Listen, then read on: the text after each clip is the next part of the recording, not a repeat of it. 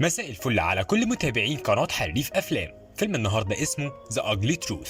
الفيلم بيبتدي بواحدة اسمها آبي بتشتغل مخرجة في برنامج تلفزيوني، لكن البرنامج بيبتدي يفشل فشل كبير جدا، وبيستدعيها مدير القناة وبيقول لها إن عدد المشاهدات قليل جدا وده بيخسره كتير قوي، ولو استمر البرنامج بنفس الحال هيضطر يلغيه. لكن آبي بتقول له إنها هتحاول تخلي البرنامج ينجح تاني، وبعدها بتقابل المساعدة بتاعتها وبتفكرها إنها عندها مقابلة مع واحد معجبة بيه. وبتكون آبي عندها مشكلة مع الرجالة بسبب إن شخصيتها مسيطرة، وبالليل بتروح تقابل الشخص ده وبتقول له إنها عارفة عنه كل حاجة، لكن هو بيحس إن آبي بتدور على أي حد ترتبط بيه وخلاص. ولما بتروح البيت بتتفرج على برنامج بيقدمه واحد اسمه مايك، وبتلاحظ إنه بيتكلم عن الستات بطريقة وحشة وإنهم طول الوقت بيدوروا على شخص يرتبطوا بيه.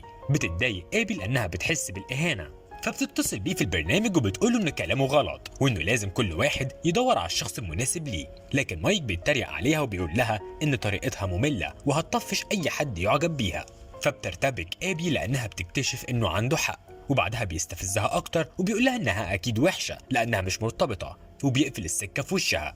تاني يوم المدير بيعمل اجتماع وبيقول لهم إنه هيجيب مذيع تاني، البرنامج بتاعه ناجح جدا. وبتتفاجئ آبي إنه هيجيب مايك، بترفض بحجة إنه ما بيحبش الستات وبيتكلم عليهم بطريقة وحشة، بس المدير بيقول لها إن بسبب كرهه للستات القناة هتتشهر أكتر. فجأة بيدخل مايك وبيسلم عليهم، والمدير بيقول إنه مضى معاه خلاص وهيشارك في البرنامج اللي آبي بتخرجه. بعدها مايك بيتعرف على آبي وما بيكونش عارف إن هي اللي كلمته في البرنامج بتاعه. وبعد شوية بنشوف مايك رايح لآبي المكتب عشان يتعرف عليها أكتر، لكن آبي بتكلمه بعصبية وبتقول له إنها مش حابة طريقته في البرنامج بتاعه ولازم يغيرها. فبيقول لها إنه شخص تلقائي في كلامه وده سبب نجاحه. بتفاجئه آبي وبتقول له إن هي اللي كلمته في البرنامج. بيرتبك مايك وبيقول لها إن هي حلوة مش وحشة، فبتمشي وهي متغاظة. وبعدها بنشوف آبي وهي بتطلب من المذيع والمذيعة اللي هيقدموا برنامج مع مايك إنهم يحرجوه على الهوا علشان يتضايق ويسيب الشغل ويمشي. وبنعرف إن الاتنين دول متجوزين وفي مشاكل ما بينهم. وأثناء ما البرنامج على الهوا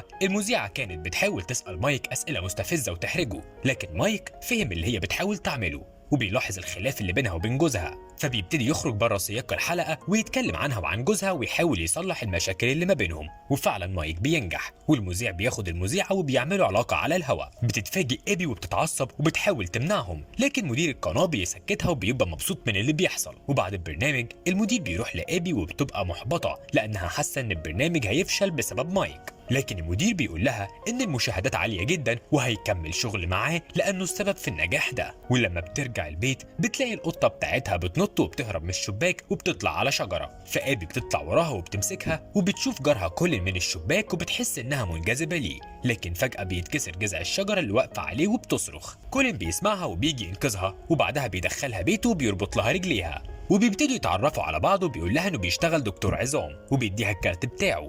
وبيحس كولين ان آبي معجبة بيه فبيقول لها انه عاوز ينام وفعلا بتمشي. تاني يوم بتروح الشغل وبتتكلم مع مايك وبتأمره يبقى محترم اثناء البرنامج وما يقولش الفاظ خارجة علشان المشاهدات ما تقلش، لكن بيقول لها ان بسبب طريقته دي البرنامج بتاعها ناجح. وبيبتدي البرنامج وبتكون الحلقة عن ازاي الرجالة يعملوا علاقة مع اي ست، وبيبقى كلامه كله الفاظ خارجه ومش في سياق الحلقه. لكن المره دي ابي مش بتتضايق علشان تنجح البرنامج وما تخسرش شغلها. وبعد البرنامج مايك بيروح لابي وبيسالها هي اللي بتكرهه، لكن بتقوله انها مش بتكرهه بس عندها مشكله معاه عشان طريقته واسلوبه، وان كلامه كله بيبقى منحط بالنسبه لها. لكن بيقول لها ان كلامه مش منحط وانه بيحب دايما ينصح الناس ازاي يعملوا علاقه مع اللي بيحبوهم. وبعدها بيسالها اذا كان في حد معجبه بيه، فبتقوله انها معجبه بكارها كولين وشايفاه مناسب ليها. وبيسالها اذا كان كولين طلب يخرج معاها، فبتقول له انه ما طلبش وبتحس انه مش مصدقها. فبيروحوا مكتبها وبتكلم كولين وبتطلب منه انهم يخرجوا سوا، فبيزعق لها مايك وبيقول لها انه المفروض انه هو اللي يطلب منك مش العكس علشان ما تبقاش مدلوقه. فبياخد التليفون وبيقفل السكه في وشه وبيقول لها ان اللي بتعمله ده غلط لان كده هتخليه مغرور ومش هيعبرها، وبيراهنها انه هيتصل بيها حالا. وفعلا كولين بيتصل بيها وبتبقى طريقته مختلفة عن أول مرة. ولما بتخلص المكالمة مايك بيقول لها إنه هيعلمها إزاي تجذب كولين ليها، بعد كده بياخد ابي لمحل ملابس وبيقول لها انها لازم تغير ستايل اللبس بتاعها، وبالليل بيروح لها البيت علشان يعلمها ازاي تتعامل مع كولين، وبيقول لها لما كولين يطلب منها يخرج معاها لازم تحسسه انها مش مدلوقه عليه. واثناء ما هما بيتكلموا جرس الباب بيرن، مايك بيستخبى، بتفتح ابي الباب وبيكون كولين، وبيعرض عليها انهم يروحوا يتفرجوا على ماتش بيسبول مع بعض، فبتوافق وبتقول له انها هتدخل شقتها تعمل شويه حاجات، وده عشان ما تحسسوش انها مدلوقه عليه، وبتكون فرحانه جدا. وفعلا تاني يوم بيروحوا الماتش مع بعض، وبيكون مايك بيراقبها من بعيد وبيتكلم معاها من خلال سماعه في ودنها، وبيطلب منها تكون على طبيعتها. ولما بيرجعوا البيت بيقول لها كولين انه اتبسط جدا وانه معجب بيها، وبعدها بيسيبها ويمشي. اما ابي بتكون مبسوطه جدا وبتشكر مايك علشان ساعدها، لكن وقتها مايك بيحس بحاجه غريبه وكانه بيحب ابي. تاني يوم بيتكلم في البرنامج بتاعه عن علاقه الحب من طرف واحد، وبيجي طفل بيتفرج على مايك، وبتروح ابي وتقول له ما يتفرجش على البرنامج ده لانه للكبار، بس بيقول لها انه ابن اخت مايك ومستنيه عشان يتكلم معاه. ولما مايك بيخلص الحلقه بيسال ابن اخته هو جه ليه، وبيقول له انه عاوز يحكي له حاجه بخصوص البنت اللي بيحبها في المدرسه، وبيقول له انه متردد يعترف لها بحبه ولا لا، فبينصحه مايك يقول لها ويعترف لها ايا كان ردها ايه. وابي بتبقى منبهره بيه من كلامه مع الولد الصغير، وبتقول له انه كولين قال لها يخرجوا مع بعض مره تانية وانها فرحانه، لكن مايك بيبقى متضايق لانه حبها ومش قادر يقول لها. بيجي الليل وابي بتبقى مستعده تخرج مع كولين، لكن مايك ومدير القناه بيروحوا لها فجاه وبيقولوا لها ان النهارده ميعاد الاحتفال بنجاح مايك، فبتضطر انها تاخد كولين وتروح معاهم. اما مايك بيكون مبسوط انه بوظ لهم الخروجه،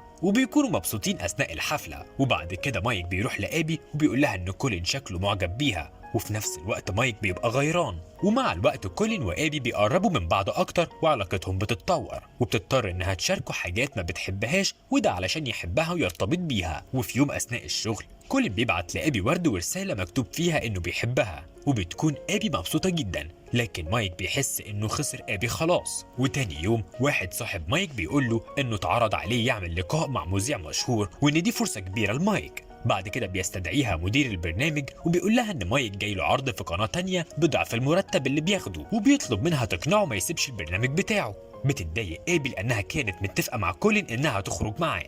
وبعد شويه بتروح لمايك علشان تحضر معاه اللقاء اللي هيعمله، وبتطلب منه يتكلم عن الستات بطريقه حلوه وما يخسرش الشغل بسبب طريقته. فبيقول لها ان طريقته دي هي اللي خلتها مرتبطه بكولين دلوقتي، فبتعترض ابي وبتقول ان كولين ارتبط بيها علشان شخصيتها. اما مايك بيتريق عليها وبيقول لها انه لو كان حبها علشان شخصيتها فكان زمانه سابها، لان هي شخصيتها مسيطره وكمان كانت بتدور على علاقه وخلاص. ابي بتتضايق من كلامه وما بتعرفش ترد. وبعدها بيوصلوا القناه وبيبتدي مايك يعمل المقابله، وبيساله المذيع هو ليه بيتكلم عن الستات بطريقه وحشه وشايف ان مفيش علاقه حب حقيقيه. فبيقول له انه حب واحده وهي بتحب واحد تاني وكسرت قلبه، وابي بتحس انه بيتكلم عنها. ولما بتخلص المقابله بتروح له عشان تحاول تقنعه ما يقبلش عرض القناه التانيه، وبيقول لها انه فعلا رفض العرض لانه مش هيعرف يشتغل مع حد غيرها. وبعدها بيرقصوا مع بعض وبيبقوا مبسوطين، ولما بيخلصوا بيدخلوا الاسانسير علشان بيبقوا عاملين حسابهم هيباتوا في الفندق لتاني يوم. وقبل ما مايك يروح اوضته بيعترف لها انه حاسس بحاجه ناحيتها. ساعتها ابي بترتبك وبتسيبه وبترجع اوضتها وبتبقى متلخبطه، وبتحس ان هي كمان بتحبه، لكن بتبقى مش عارفه تتصرف ازاي لانها مرتبطه بكولين. بعدها الباب بيخبط وبتبقى فاكره انه مايك، لكن بيطلع كولين وبيبقى عامل لها مفاجاه وجاي يبات معاها. في نفس الوقت مايك بيكون بيحاول يستجمع شجاعته علشان يروح ويعترف لها بحبه، فبيروح لها الاوضه لكن بيتفاجئ ان كولين موجود وبيتضايق وبيمشي. لكن ابي بتروح وراه وبتساله لو عاوز يقول لها حاجه، لكن بيقول لها انه سعيد بعلاقتها بكولين وبيمشي. بعدها ابي بترجع اوضتها وبتسال كولين هو حبها ليه، فبيقول لها انه حبها لانها ذكيه ومش بتحب السيطره، لكنها بتقول له انها كدبت عليه لانها فعلا بتحب السيطره وانها ما كانتش على طبيعتها، وبتقرر تنفصل عنه. تاني يوم بتروح الشغل وبتتفاجئ ان مايك قدم استقالته وراح القناه التانيه، وده طبعا هيأثر على نجاح القناه. وبتفهم ان مايك عمل كده لانه حس انه مستحيل يبقى معاها، فبتروح لمديره وبتقول له انها هتجيب له شخص تاني يقدم البرنامج مكان مايك. وفعلا بتجيب مذيع تاني وبتغير خطة البرنامج وبتخليه على منطاد وبيقدم احداث مهمة في نيويورك. وفي الوقت ده بيكون مايك بيستعد للبرنامج بتاعه، وبالصدفة بيبقى في نفس مكان برنامج ابي، بعدها بتلاحظ ابي ان المذيع اداؤه وحش جدا، فبتنزله من المنطاد وبتقدم هي البرنامج، وبتقول للمشاهدين ان الرجاله ما بيبقاش عندهم شجاعه في المواقف المهمه، وبتديهم مثال ان مايك ساب البرنامج بتاعه بدون اعذار. وفي الوقت ده مايك بيكون سامعها فبيروح لها وبياخد منها الميكروفون وبيقول ان الستات بتبقى عاوزه شخص كامل علشان تقدر تخليه زي ما هي عايزه،